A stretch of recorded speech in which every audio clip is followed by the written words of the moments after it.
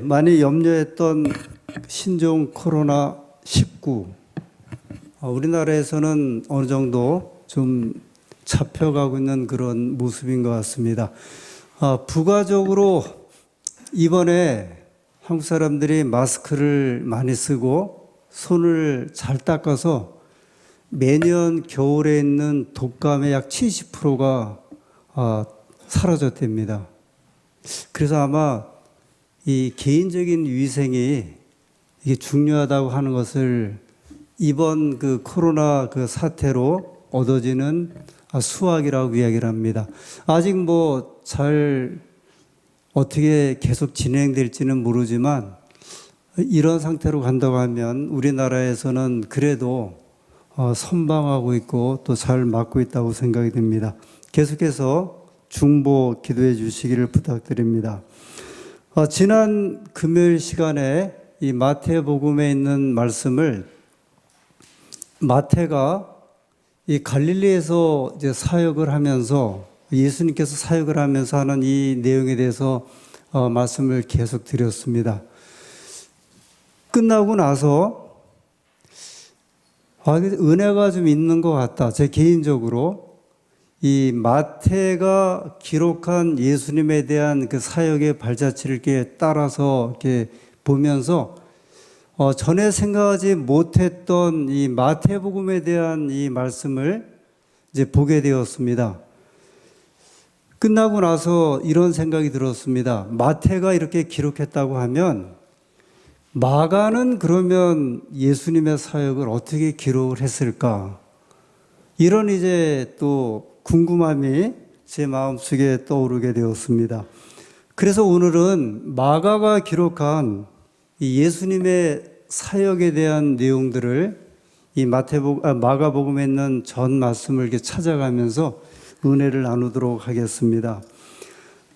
사복음서 그러면 어떤 책을 이야기를 하죠? 마태, 마가, 누가, 요한복음.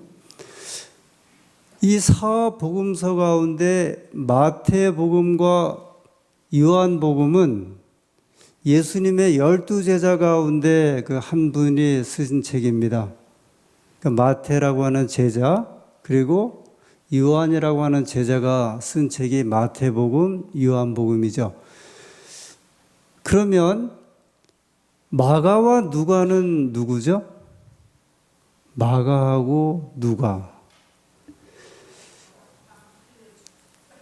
마가는 마가의 다락방을 빌려준 사실은 마가가 빌려준 것은 아니고 마가의 아버지인데, 그리고 마가의 이제 어머니가 이제 마리아라고 소개되는데 그렇게 알려져 있죠.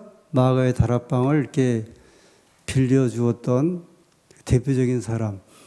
그러면 누가는 누굴까요? 누가? 의사라고 알려져 있죠.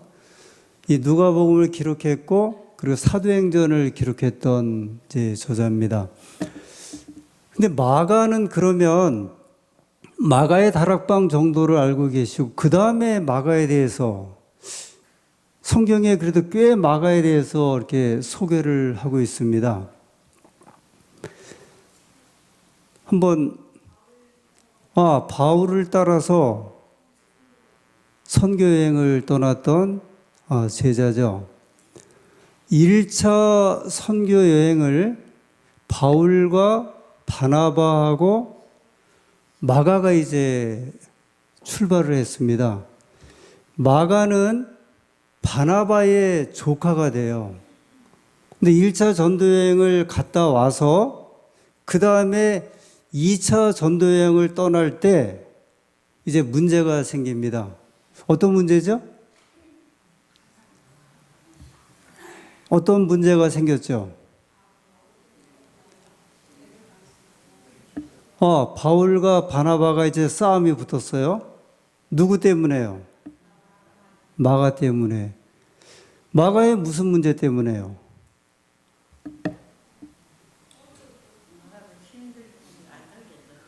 마가가 안 가겠다 그랬다고요? 이야기는 이렇게 됩니다. 1차 전도 여행을 이제 떠났어요. 바울, 바나바, 마가가 갔는데 중간 지점에서 마가가 힘이 들어갔고 예루살렘으로 돌아왔습니다. 그러니까 중도 포기자예요. 그런데 이제 2차 전도 여행을 떠나려고 하는데 바나바가 마가를 또 데려간다고 하니까 어떻게 저렇게 연약한 사람을 데려갈 수 있느냐. 그래서 둘이 크게 다퉈갖고 바울은 실라를 데리고 이제 출발을 했고, 그리고 바나바는 마가를 데리고 이제 떠났습니다. 두 팀이 된 거예요. 우리나라에서는 덜한데 미국 같은 경우에는 그 한인교회가 교인끼리 이렇게 이제 분쟁이 생기면 교회를 나가서 따로 세워요. 미국은. 우리나라는 아주 흔하진 않는데 가끔 있는데 미국은 뭐 여차하면 그래 그러면 너희 여기서 예배드려. 우리 나가 그래갖고 나가거든요. 그때 그 사람들이 뭐라고 이야기하는지 아세요? 바울하고 바나바도 싸워갖고 그래갖고 두 팀이 만들어졌는데 우리도 그러면 이러면 두 교회 되는 거 아니냐. 그렇게 할 때 누구 이야기를 꺼내냐면 마가 이야기를 꺼내요. 그래서 사실 성경에 마가는 이제 전편에 소개되는 마가는 그렇게 그 유익한 사람이 아니었는데 한 20년 지나서 이제 그 이후로 마가가 이렇게 소식이 없다. 20년 정도 지나서 바울이 로마 감옥에 있으면서 이제 마지막을 막 보낼 때 그때 바울이 한 유명한 말이 있어요. 마가를 데리고 빨리 오라 그렇게 이야기를 합니다. 마가가 나의 일에 유익하니라. 그래서 아마 마가하고 바울이 한 20년 동안 이렇게 이제 그 떨어져 있고 같이 활동을 안 하다가 바울이 마지막 생애를 보낼 때 마가가 이제 방문하면서 화해하고 이 그리스도인의 우정을 나눈 것으로 알려져 있습니다. 그리고 이제 마가는 바나바와 활동도 했지만 또 마가는 베드로의 제자로 알려져 있어요. 베드로의 제자. 또 어떤 제자냐면 베드로가 복음을 전할 때 사실 베드로는 바울에 비해서 요새 말로 말하면 이제 가방끈이 짧아서 주로 이제 그 이스라엘 사람들이 쓰는 그 말밖에는 하지를 못했습니다. 그 말이 어떤 말이냐면 아람 말이에요. 아람 말. 우리 그 지난 다니엘서 공부할 때 다니엘서 5장에 보면 벽에 쓰여진 글씨가 무슨 글씨였죠? 메네 대결 우바라신 할 때 그 말이 아람어였는데 그게 이제 그 당시 그 중동 지방의 그 일종의 말이었어요. 특별히 이쪽 그 이스라엘과 메소포타미아 지방을 중심으로. 그런데 이제 베드로도 이제 복음을 전하러 나갈 때 저 로마로도 나가고 저 소아시아 지방을 나갈 때 그가 그 나라 말을 할 수 없었기 때문에 마가를 데리고 와서 통역관으로 이제 그 마가를 사용을 했습니다. 같이 활동을 한 거죠. 그래서 베드로전서 5장에 보면 베드로가 마가에 대해서 사랑하는 나의 아들이다 이렇게 표현했어요. 굉장히 이제 베드로하고 한 20여 년 동안을 이제 복음을 전하면서 활동했던 그 종이 마가입니다. 그런데 그 마가가 뭐를 기록한 거예요? 마가복음을 기록한 거예요. 그럼 여기서 마가가 마가복음, 그러니까 마가복음은 누구에 관한 책이에요? 예수님의 사역에 대한 책이잖아요. 예수님의 이제 공중봉사에 대한 책인데 마가가 그러면 이 책을 어떻게 기록을 했을까? 마가는 예수님의 제자가 아니죠. 마태나 요한은 예수님의 제자이기 때문에 예수님이 하시는 일을 3년 반 동안 따라다니면서 그거 보고 들은 거를 기록을 했다고 하면 그렇다면 마가는 예수님의 제자도 아니고 예수님과 사역을 같이 했던 사람도 아닌데 어떻게 해서 마가복음을 기록을 했을까요? 누구 때문에요? 베드로 때문에요. 베드로 때문에. 그럼 왜 어떻게 해서 베드로 때문에, 예수님의 제자 베드로 때문에 마가복음을 기록했을까요? 마가는 베드로의 통역관이라고 그랬죠. 그러면 베드로가 마가를 데리고 이제 사역을 나갔을 때, 선교 활동을 나갔을 적에 베드로는 누구 이야기를 한 거예요? 예수님 이야기를 한 거예요. 그죠? 예수님께서 어디서 태어나셨고 어떤 일을 하셨고, 왜냐하면 그거 말고는 할 이야기가 없잖아요. 복음을 전하는 거니까. 그래서 이제 마가가 그한 20년을 베드로를 따라다니면서 통역도 하고, 그 다음에 가는 데마다 예수님 이야기하는 걸 듣고서 그의 마음속에 무슨 생각이 들었냐면, 내가 예수님에 관한 책을 써야겠다. 그래서 나온 책이 무슨 책이냐면 마가복음이에요. 근데 사복음서 가운데 가장 먼저 쓰여진 책이 어떤 책인지 혹시 아세요? 마가복음이야. 그죠? 마가복음. 그래야 맞죠. 그죠? 마가복음이에요. 사복음서 가운데 제일 늦게 쓰여진 책은 어떤 책이에요? 요한복음이에요. 요한복음은 아마 서기 90년에서 한 100년쯤 쓰여질 것으로 생각을 해요. 그러면 마태도 예수님의 제자, 물론 누가는 이제 의사면서 그가 하나님의 일을 했던 사람이라고 보면, 사실 마가는 이 복음 사역에 보면 마가복음을 기록할 만한 두드러진 사람은 아니었거든요. 근데 어떻게 해서 마가가 마가복음을 기록했을까? 그래서 일단은 그 마가가 일반적으로 이제 사복음서 가운데 가장 먼저 쓰여진 책을 마가복음이라고 하고, 그 마가복음을 보고서 또 참고해 갖고 쓴 책이 마태복음, 누가복음이라고 알려져 있어요. 그 삼국지도 여러 가지가 있죠. 여러 가지 버전이 있어요. 여러 가지 버전이 있고, 성경도 우리나라는 대개 이제 우리나라도 여러 버전이 있어요. 그냥 일반적으로 여러분과 제가 보는 기본적인 성경이 있고, 그 다음에 공동 번역 성경이 있어요. 우리나라에 개신교하고 가톨릭하고 같이 번역한 책이 있는데, 이 공동 번역 전서가 있고, 그리고 이제 이 성경이 이게 좀 옛날 이야기를 많이 섞었기 때문에 요새 쉬운 한글 성경으로 번역된 성경들이 있어요. 뭐 새 번역 성경, 새 한글. 그래서 그 이야기 책으로, 아주 쉬운 이야기 책으로, 이렇게 영어로 말하면 리빙 바이블, 이게 이제 제일 쉬운 성경이고요. 그 다음에 이제 굿뉴스 바이블, 이런 식으로 이제 영어 성경도 여러 버전이 있는데, 우리 한글 성경도 여러 이제 성경이 있어요. 제일 먼저 나온 성경은 아마 이제 이 성경이었고, 이 성경 전에 나온 성경이 이제 개역판이라고 옛날 성경이고, 그 다음에 한 100년 전에 번역한 옛날 우리나라 말로 쓰였던 그 고어로 썼던 그런 성경들이죠. 그러면 마가가 제일 먼저 복음서를 기록한 다음에 그 책을 보고서 그 마가복음을 참고해서 쓴 책을 마태복음, 누가복음이라 이야기를 해요. 이 세 책을 다른 말로 표현하면 공관복음, 그렇게 이야기를 합니다. 공관이란 말을 썼어요. 이 공관이란 말은, 공은 같을 공자, 그 공동할 때 쓰는 공산주의 할 때 쓰는 공이고, 관은 볼관자예요. 그 관이란 한자를 이렇게 풀이해 보면 눈이 두 개가 있어요. 이렇게 한자에 보면, 잘 보시면 그렇게 이제 보는 표시거든요. 워낙 그 한자가 뜻글자고 이제 상형 문자이기 때문에. 근데 이게 어떤 의미냐면, 마태, 마가, 누가가 같이 이렇게 봐서 이제 썼다. 그래서 공관복음이에요.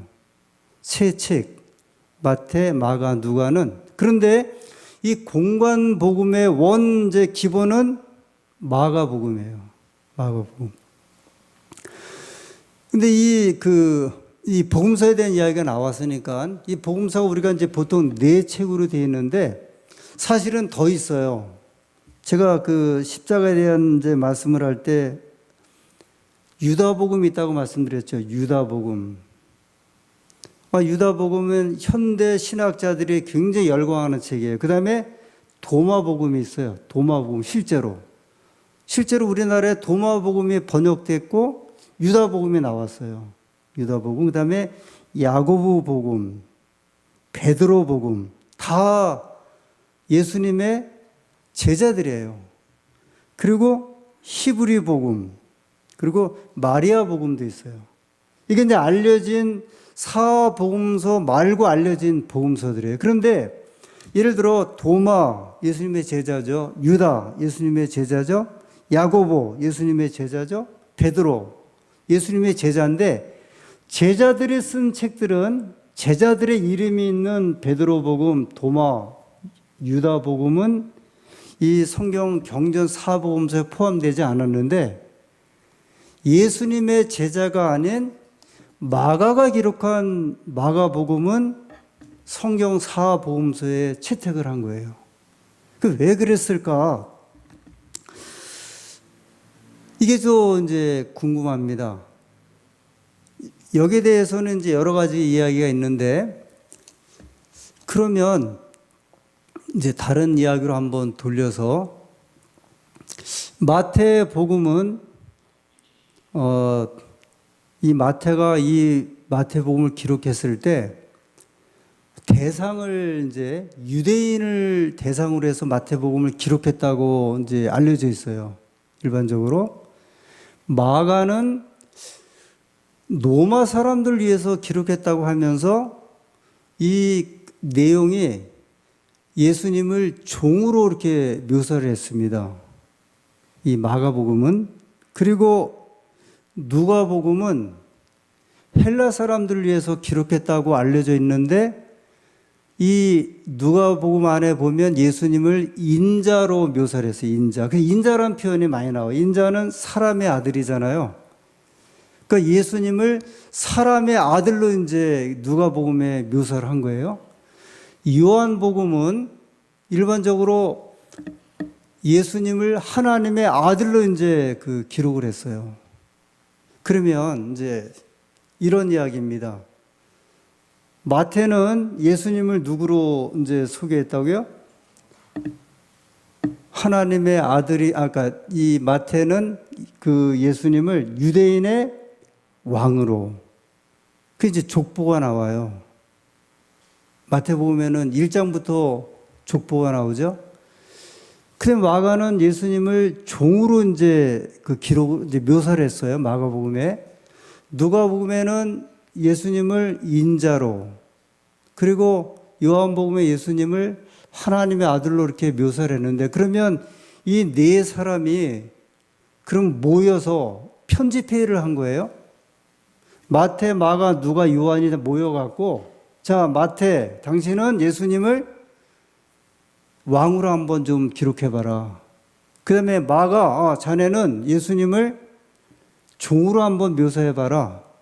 누가는 예수님을 사람의 아들로 한번 묘사해봐라. 이렇게 네 명이 모여서 기록한 회의를 해갖고 네 명이 이런 식으로 예수님을 한번 그려보자서 그린 책이 아니에요.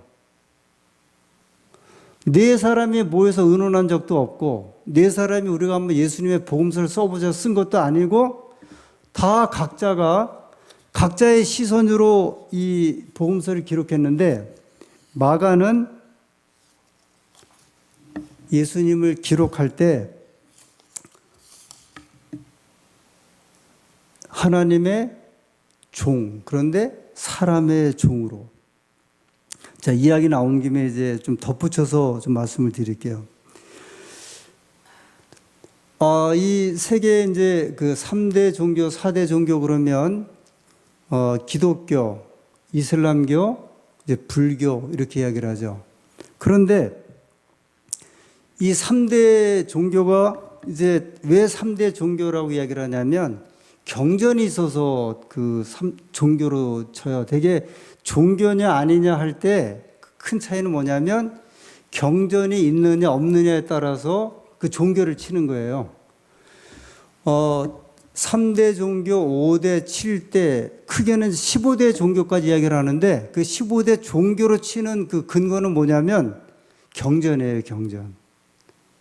그 3대 종교하면 이제 불교, 이슬람교, 이제 기독교. 근데 여러분 이 3대 종교의 그 특징이 뭐냐면 경전이 그러니까 그걸 창시한 사람들이 기록한 것이 아니라 제자들이 기록을 했어요. 성경도 예수님이 이 성경을 쓰신 거예요? 아니에요. 예수님은 말씀만 하셨고 그 말씀을 기억한 제자들이 쓴 책이 성경이에요. 코란경, 이슬람교의 코란경은 그러면 그 마호멧이 이제 이슬람교를 창시했는데 그 교주가 되었는데 그 코란경도 마호멧이 쓴 게 아니라 제자들이 쓴 거예요. 불경도 석가모니가 그걸 쓴 게 아니라 석가모니의 그 설법을 듣고서 제자들이 쓴 거예요. 우리 동양에서는 중국의 유명한 이제 공자, 우리 공자님 그러죠. 공자님이 쓴 이제 공자님만 그러면 사서 삼경이에요. 그죠? 사서 삼경을 공자님이 쓴 게 하나도 없어요. 다 누가 썼냐면 제자들이 쓴 거예요. 그러니까 감동을 받은 제자들이 그 스승의 가르침을, 왜냐하면 스승은 이제 말로만 이야기를 했거든요. 근데 옛날 사람들은 지금 사람들보다 이 정보에 있어서 우리처럼 텔레비전을 보고 막 스마트폰을 보면서 수많은 정보를 가지고 막 하느라고 정신없는 사람이 아니라 그 당시에는 사실은 거의 그 사람들이 말하고 듣는 거는 그 당시 말했던 선생님들 이야기밖에 없었거든요. 그래서 이제 열성 있는 그 제자들이 쓴 책이 뭐냐면 소위 말하는 4대 종교의 다 경전들이에요. 다 다른 종교들도 대부분 보면 창시자가 기록한 것이 아니라 창시자가 가르쳤던 것을 듣고 배웠던 제자들이 기록한 책들이 그 기록한 종교가 우리가 말하는 종교들입니다. 그리고 이 마가는 그가 예수님의 어떤 면이 너무 이렇게 감동을 받아서 그가 마가복음을 기록했는가? 이제 이 마가복음에 있는 이제 본문의 말씀들을 이제 보도록 하겠습니다. 1장 10절.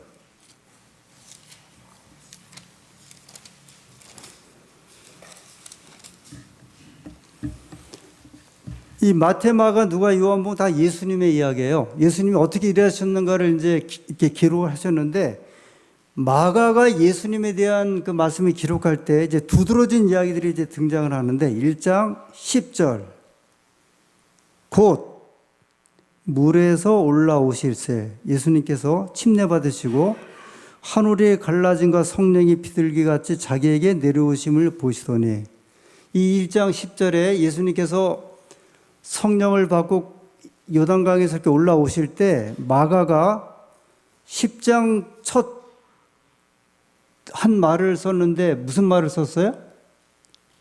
곧. 다른 말로 하면 즉시, 이런 말이에요. 바로. 이 헬라 말로는 유티스, 그런 말인데 마가가 예수님께서 침례받고 이렇게 올라오실 때 그 장면을, 예수님이 침례받고 물에서 올라오실 때 즉시 하늘이 이렇게 갈라지면서 성령이 비둘기같이 내렸다, 이렇게 이야기를 합니다. 12절. 성령이 곧 예수를 광야로 몰아내신지라. 예수님께서 광야로 가실 때 마가가 무슨 말을 또 썼어요? 곧. 성령이 즉시 예수를 광야로 몰아내신지라. 그러니까 성령도 바쁘신 거예요, 지금. 성령이 바빠서 그 바쁜 표현을 마가는 여기다가 이렇게 기록하기를 성령이 즉시 예수님을 또 어디로 이제 몰고 갔다 그래요? 이 광야로. 이 마가복음은 예수님을 뭘로 묘사했다 그랬죠? 종으로. 종이 쉴 시간이 있어요, 없어요? 없어요. 그래서 마가는 예수님을 예수님이 종처럼 일하시는데 종처럼 일하시는 모습을 어떤 말로 이제 그가 소개를 하고 있냐면 직시라고 하는 말, 곧이라는 말로 이제 쓴 거예요. 예수님께서 잠시 이렇게 쉴 틈도 없이 침례를 받고 올라오자마자 즉시 하늘에서 성령이 내리고 성령께서 그 다음에 또 예수님을 즉시 어떻게 해요? 광야로 몰아가시고 16절 갈릴리 해변으로 지나가시다가 시몬과 그 형제 안드레가 바다에 금을 던지는 것을 보시니 저희는 어부라. 예수님께서 이제 갈릴리 해변에서 제자를 부르시잖아요. 근데 처음 부르는 제자가 누구죠? 시몬하고 그 형제 안드레. 시몬은 누구예요? 베드로예요. 그러니까 베드로 형제가 예수님께 부르실 때 그 이야기입니다. 17절에 예수께서 이르시되 나를 따라오너라 내가 너희로 사람을 낚는 어부가 되게 하리라 하시니 18절에 어떻게 이야기를 해요? 곧 그물을 버려두고 조치니라. 누가요? 베드로와 안드레가. 그러니까 누구도 지금 즉시 움직이는 거예요. 베드로와 안드레도 예수님께서 나를 따라오라 했더니 바로 아주 그 시로 즉시로 그물을 버려두고 조치니라. 그래서 이제 성경을 이렇게 이해하는 분들이 마가가 예수님의 생애를 막 기록하면서 이 곧 이런 말 유티스라고 하는 헬라 말을 쓰는데 이게 막 쓰여지니까 도대체 왜 이럴까를 보았는데 마태, 누가, 요한복음에 쓰여진 곧 즉시라고 하는 말보다 마가복음에서 쓰여진 말이 훨씬 더 많이 등장을 해요. 그러니까 마가는요 예수님을 가만히 계신 분이 아니라 또 예수님의 기별을 들은 사람들이 가만히 있는 게 아니라 예수님께서 기별 전하거나 부르실 때 그냥 이렇게 뉘적뉘적 된 게 아니라 아주 바로바로 이렇게 반응을 보이면서 따라오는 모습을 이제 기록을 합니다. 그 다음에 19절에 조금 더 가시다가 세베대의 아들 야고보와 그 형제 요한을 보시니 이제는 이제 세베대의 아들 야고보하고 그 형제 요한이에요. 요한을 보시니 저희도 배에 있어 그물을 깁는데 20절에 또 어떻게 하세요? 곧 부르시니. 그러니까 즉시 부르시니 그 말이에요. 이번에 예수님이 또 두 사람을 만나니까 또 어떻게 하세요?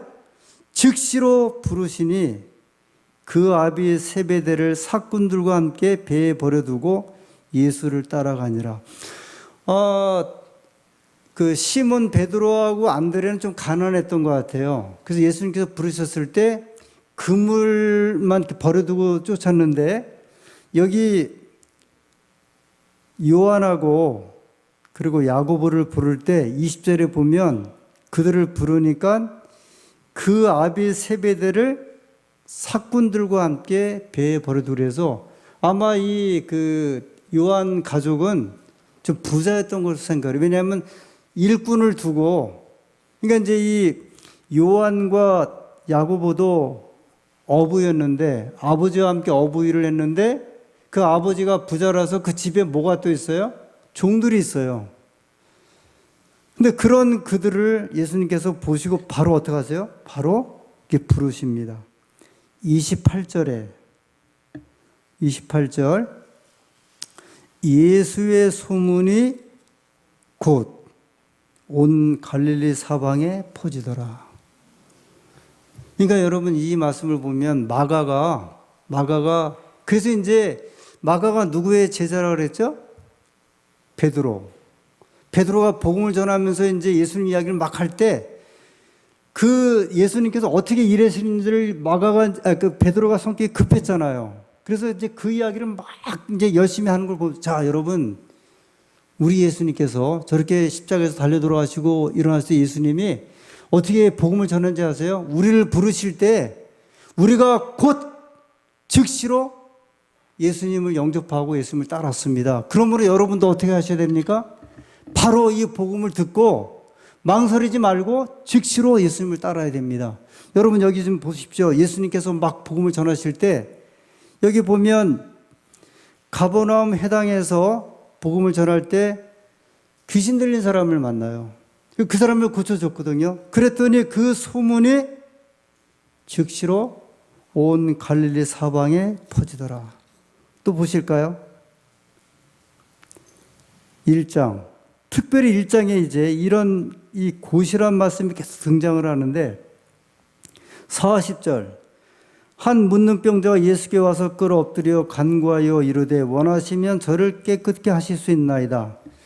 예수께서 민망히 여기사 손을 내밀어 저에게 대시며 이르시되 내가 원하노니 깨끗함을 받으라 하신대.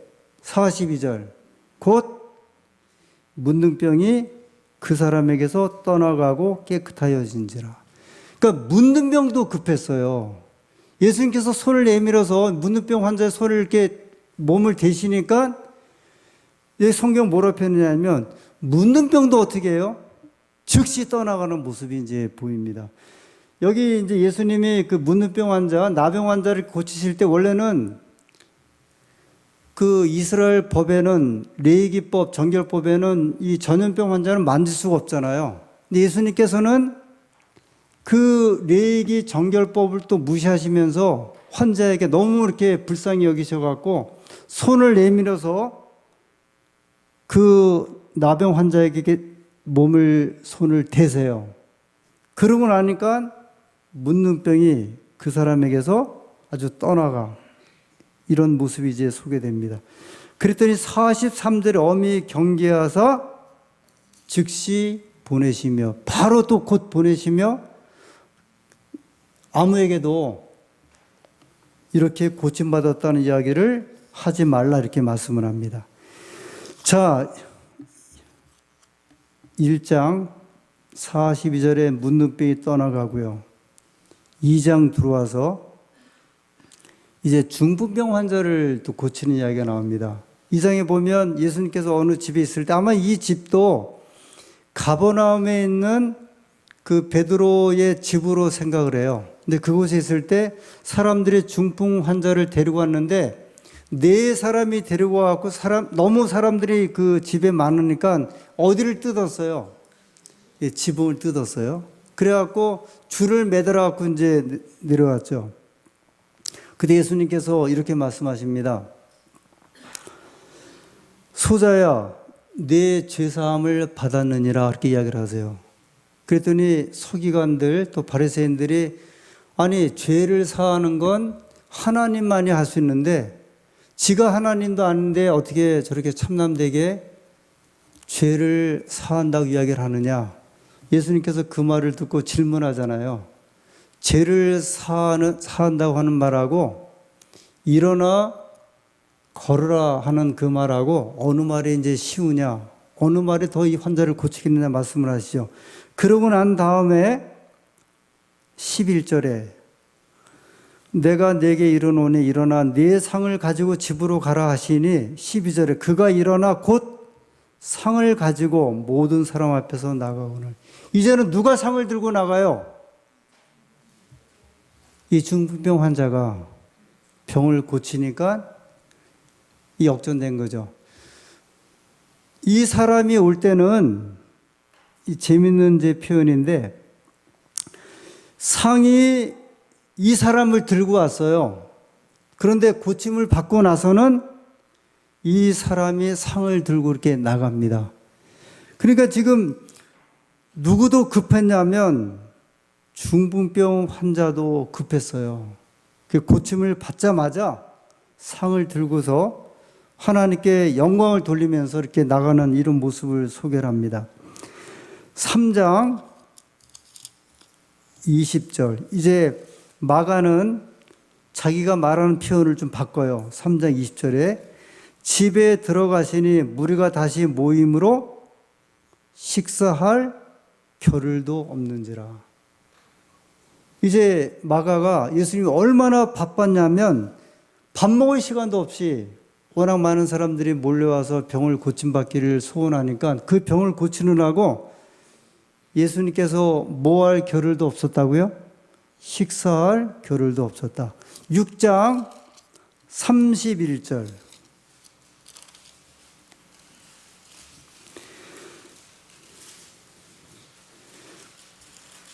6장 31절에 이르시되 너희는 따로 한적한 곳에 와서 잠깐 쉬어라 하시니 이는 오고 가는 사람이 많아 음식 먹을 겨를도 없습니다. 그러니까 예수님께서는 얼마나 바쁘셨으면 계속해서 마가는 말하기를 그가 이제 베드로를 통해서 들었을 거 아니에요. 마가한테 또는 백성들에게 이야기를 할 때 여러분 예수님께서 5천 명을 먹이시고 막 떡덩이로 먹이시고 그다음에 나병 환자 고치고 중풍 환자 고치고 이 갈릴리 지방을 다니시면서 얼마나 많은 사람을 고쳤는지 뭐 먹을 시간도 없었다? 음식 먹을 겨를도 없었고 쉴 시간도 없이 예수님께서 병자를 고치셨습니다. 왜 그런지 아십니까 여러분? 베드로가 말해요. 베드로가 백성들에게 예수님에 대한 이야기를 전하면서 여러분 왜 예수님께서 그렇게 하셨는지 아세요? 예수님께서 여러분을 사랑하심으로 예수님조차도 음식을 드시지 않고 그렇게 복음을 전했습니다. 예수님께서 저는 이제 이 말씀을 이렇게 보면서도 이 말씀이 이것을 어떻게 이해할까 하는 예수님께서는 사흘 동안을 제자들께 백성들하고 말씀을 가르치는데 굶었다는 이야기가 나와요. 사흘을. 그게 가능한 이야기예요? 근데 실제로 그렇게 하셨으니까 제자들이 복음을 기록했죠. 그 정도로 바쁘셨어요. 그러면서 병자들을 고치. 그래서 이제 시대 소망이 말씀하기를 예수님께서 지나가시는 그 동네는 병자들의 신음소리가 다 그쳐지고 배고파서 우는 아이들의 우는 소리가 다 그쳤다 이렇게 말씀을 합니다. 왜 그러셨냐면 마가복음에 마가가 기록한 대로 예수님께서는 음식 먹을 겨를도 없이 사람들에게 복음을 전하고 그들을 고쳐 주셨기 때문에 그렇습니다. 이제 마지막으로 마가복음 6장 45절 예수께서 즉시 제자들을 재촉하사 자기가 무리를 보내는 동안에 배 타고 앞서 건너편 벳세다로 가게 하시고 그러니까 제자들을 이렇게 이끌고 가실 때에도 그냥 제자들을 가시게 한 것이 아니라 바로 마치 그냥 그 돼지를 몰고 가는 그 목자가 양을 몰고 또 염소를 몰고 가는 목자가 막 그 양떼를 몰고 가듯이 예수님께서 제자들을 막 몰고 가시는 모습이 나옵니다. 한 말씀 더 볼까요? 이것도 흥미로운 말씀인데 마가복음 4장 15절 이 씨 뿌리는 비유를 하시는데 14절에 뿌리는 자는 말씀을 뿌리는 것이라 그러면서 15절에 말씀이 길가에 뿌렸다는 것은 이들이니 곧 말씀을 들었을 때에 사단이 즉시 와서 저에게 뿌리온 말씀을 빼앗는 것이요. 예수님께서 이렇게 좋은 땅에 가시덤불에 길가에 뿌렸을 적에 싹이 나지 않고 새아가 먹고 할 때 길가에 뿌려진 말씀은 어떤 말씀이라고 표현했냐면 누가 즉시 와서 저희 가져가는 말씀이라고 그랬어요? 사단이 즉시 와서 그들에게 뿌린 말씀을 빼앗는다. 그래도 표현도 하셨어요. 그러니까 이 마가는 이 예수님에 대한 이야기를 하면서 누구도 또 굉장히 급한 모습으로 소개를 하냐면 사단도 우리 주위에 있다가 우리가 말씀을 받을 때 그 말씀을 아주 굳은 마음이 되면은 그 마음을 이제 못 먹게 하려고 받아들이지 못하게 하려고 즉시 와서 이렇게 뺏으려고 한다. 이런 표현을 이렇게 쓰게 되었습니다.